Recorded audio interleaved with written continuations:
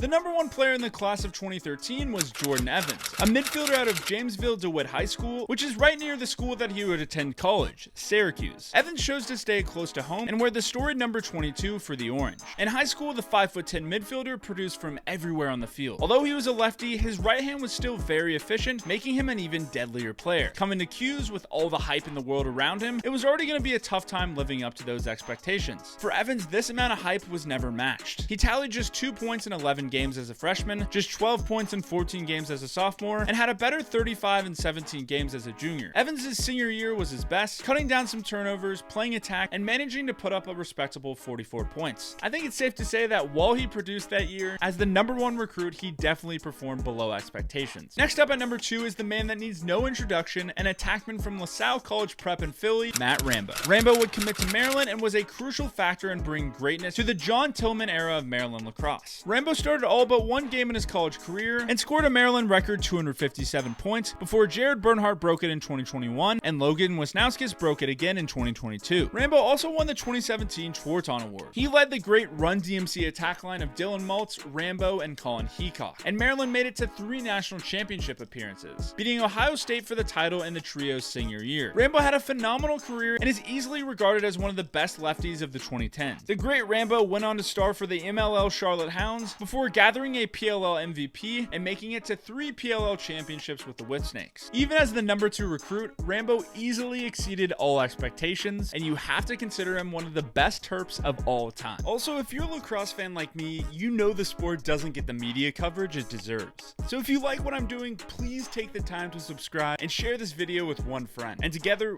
we can put lacrosse on the map. Coming in at number 3 was another Maryland commit, Tim Rotans from Shoreham-Wading River in Long Island. Rotans was an attackman coming out of high school, but transitioned to a midfielder in college. Rotans was banged up with injuries and redshirted his sophomore year in 2015. He got more action as a redshirt sophomore, tallying 18 points but also gathering 21 ground balls, proving his impact on both sides of the ball. Joining the first line of middies in 2017 and 2018, Rotans got a lot more time and put up a solid 44 and 41 point seasons as a decent contributor while the Terps reached championship weekend twice. In the 2017 national championship, he put up a hat trick and buried the dagger to clinch the win. He was then drafted by the Hounds to the MLL before being a fringe offensive midi in the Whips in 2019. To me, this could go either way, but as the number 3 recruit, I don't think Rotans lived up to the hype, but I could also see how you said he met expectations. Next, coming in at number 4 is Zed Williams, who headed to Charlottesville, Virginia to be a Cavalier. Zed was a midfielder from Silver Creek in New York and quickly arrived on the college lacrosse scene as a physical dodger that worked well in the 2-man game. Zed has a unique play style that utilizes his athleticism but also incorporates his creativity and phenomenal shooting stroke. After a solid freshman and sophomore year, he really broke out in his junior year and even received the honor of USILA Honorable Mention and was named an Honorable Mention All-American. Getting put on the Twarton watch list as a senior, Zed proved the media right with 52 points while also scooping 50 ground balls when switching to attack. He became a 2020 PLL MVP and helped guide the Whips to 2020 and 2021 championship appearances. As a premier attackman in today's game, Zed certainly exceeded expectations in the pros, but as a college player, I don't think he quite lived up to being the number 4 overall recruit. And now at number 5, we have Zach Currier, a midfielder from the Culver Military Academy in Indiana. Zach headed to Princeton and became one of the best all-around midfielders to ever play the sport. Building on every season, Currier saved his best for last, producing one of the most complete seasons in college lacrosse history, registering 58 points, a whopping 130 ground balls, and a 56.4 win percentage of his faceoffs. That is just absurd. A scoring threat, a lockdown D midi, a ground ball machine, and a faceoff man? Currier was rewarded for his efforts by Inside Lacrosse as a first-team All-American, but he also got snubbed by the USILA and one of the biggest snubs in lacrosse history. But no need to worry, he got drafted 6 overall in the 2017 MLL draft and just won his first PLL championship with the Water Dogs. As one of college's best players, I think Currier certainly exceeded expectations. Then coming in at number 6 is Jack Bruckner, a Ward Melville midfielder attending Duke. Jack started 4 games and played in all 20 during Duke's 2014 national championship, contributing as a second-line midfielder. As a sophomore, Jack converted to attack, where he would start in every one of the last 55 games of his career. A strong righty finisher, Jack made a living on the crease and was reliable. He could shoot from distance and was a menace on the ride and a man-up monster, helping Duke's stacked offense continue to put up a ton of points. Jack's great senior season of 47 goals and 18 assists was enough to be an honorable mention All-American. He finished his career with a very solid 197 points and left campus having scored the 8th most goals in Blue Devil history and 15th in points. To me, as the number 5 recruit and pretty much starting every game and being top 10 in the program history in points, I think Jack Bruckner met expectations. And by the way, you can join 3,000 other lacrosse players and join the Lax Weekly email newsletter packed with tangible tips on how to become a better lacrosse player. I'll leave a link in the description where you can go subscribe now.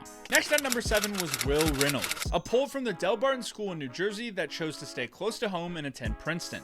Reynolds was a tall, lengthy defender, and he played well in his first year as a Tiger, starting in 12 games, scooping 12 ground balls and causing 11 turnovers. Unfortunately, an injury forced Reynolds to miss almost all of his sophomore year, and he was only able to play in one game. He was able to get back on the field for his junior campaign, playing in 11 games in which he caused 7 turnovers and picked up 15 ground balls. Unfortunately, injuries seemed to make his career short-lived, as he had a lot of promise, being named a preseason third-team All-American before injury. This is kind of a weird one because when he was healthy, he was really good, but as a number 7 recruit, he simply just couldn't stay injury-free. If you look at his total lacrosse career, I think it's safe to say he's below expectations, but this would be different if he was just healthy. At number 8, we have Cannizzaro, a nifty attackman from Cazenovia in New York. Connor was initially headed to Maryland, but wound up transferring after his freshman year. That season was very productive as Connor tallied 34 points and was named the ACC Rookie of the Year. With a barrage of options, having played such an impactful freshman season, Connor chose to become a Denver Pioneer and join Bill Tierney. That decision was a great one. Connor joined his brother Sean and together upset his former team to win the national championship in 2015. After an electric 90-point sophomore campaign, 69 points as a junior and 66 as a senior gave him 225 total points at Denver, which was good for second in the school's history by the time he graduated. One aspect of Connor's game that may have gotten overlooked was making plays on the ride and becoming an elite man-up player. Those abilities allowed for him to be a 2016 Schwarton Award finalist, a 2-time first-team All-American, and a 2017 second-team All-American. Connor Cannizzaro definitely had a great career and exceeded expectations even as the number 8 recruit. Next at number 9 is Stephen Kelly, a face-off specialist from Calvert Hall and the highly esteemed MIAA in Baltimore. People called him Bones, and he had an immediate impact from the second he stepped foot in Chapel Hill. Despite playing in just 8 games for the Tar Heels in 2014 due to a wrist injury, Bones led the team with 74 face-off wins. He then bounced back from injury well, putting up 102 ground balls and posting a solid 50.4% his sophomore year. His junior year was his best, winning a monstrous 249 out of 434 face-offs to help guide UNC to a national championship victory. One aspect of his game that even today in the big leagues gets disrespected is his ability to score. He put up 10 goals and dished 8 assists during his time at UNC, which is very solid for a face-off specialist. Fun fact, he actually scored the first goal in PLL history. Like I said, this man's a shooter. As the number 1 face-off man in the entire class, I would say that he met expectations since he helped them win a national championship, but he didn't necessarily exceed them as he wasn't in that upper echelon of face-off men. Finally, at number 10, we have Zach Miller, who committed to Denver as a midfielder from the prestigious Canadian prep school, the Hill Academy. Zach saw immediate impact as a freshman, starting in 18 games and scoring over 3 points per game, including a 7-point day against Ohio State. With 61 points as his sophomore year, Zach continued the success as a Pio and went on to win the national championship. In that game, Zach had 3 points as he never shied away from the spotlight. In his 2015 sophomore year, he buried a whopping 3 game-winning goals and had no fewer than 3 points in each of Denver's 3 tournament games. Looking like a very promising midfielder and possibly one of the nation's best players, Zach's senior season had a ton of hype, but he left Denver due to personal matters, and unfortunately we never saw him play in college again. After college, Zach has found himself with a nice career playing for the San Diego Seals and Georgia Swarm in the NLL. Overall, with Zach only playing 3 years of college lacrosse, I have to say he didn't meet expectations. With that being said, he did thrive on the dominant Pios offense over his 3 years, but I guess we'll never know what a 4th would be like. Some notable players were left out of the IL top 10, including the Maryland and PLL Chrome attackman Colin Heacock with number 11, UNC and PLL Atlas defenseman Austin Pafani at number 19, Towson and Cannon's drip king Ryan Drinner at number 46, Terps and Whipsnakes lockdown defender Tim Muller at number 56, one of the best PLL defensemen in Garrett Epple at number 57, standout Notre Dame and Redwood sharpshooter Sergio Perkovic at number 58, Schwarton Award winner Dylan Malloy at 72, Mikey Schlosser at 75, John Crawley at 76, and so many more. It was truly a loaded class. Let me know down in the comments, what do you think of this list? And what video should I make next? I'm Jake with Lax Weekly. I hope you have a fantastic day, and I'll see you next time.